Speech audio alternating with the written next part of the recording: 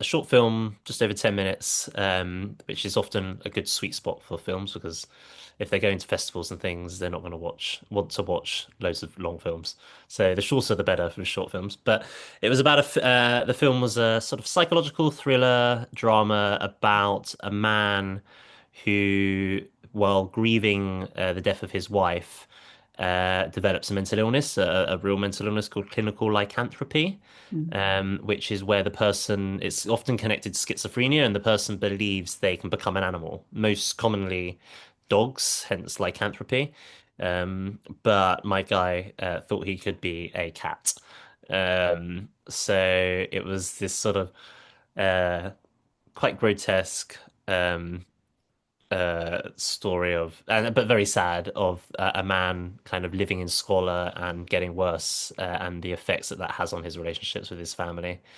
But I think I got lucky in the sense that it was quite an odd storyline, and so it stood out a little bit that it was something that was a little bit different, which I think is always usual, always helpful. It's called Purr. It's on my website as well. Yeah, so we crowdfunded it in terms of funding. We got a grand and a half together, so still talking very minimal budgets for films and shorts. But it was three actors and myself because it's again student films and you have to stand in.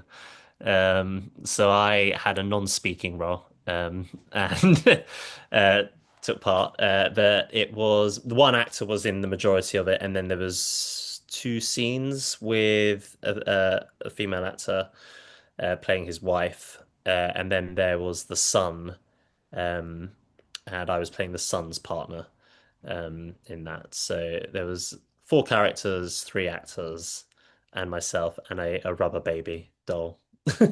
It was my graduation film, so the my course had a pathway for writing, directing, producing, which was my pathway, and then they had an editing pathway and a cinematography pathway.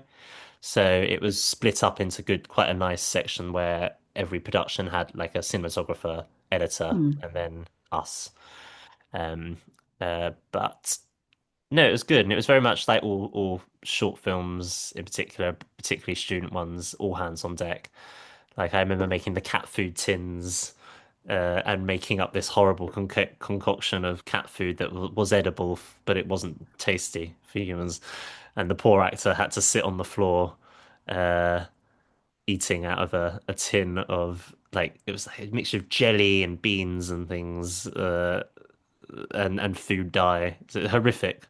But the guy was a very an incredible actor. Like he's been lots of small parts on things like Bond and stuff. But just one of those kind of phenomenal actors that hasn't had a massive break, which is all too common, sadly.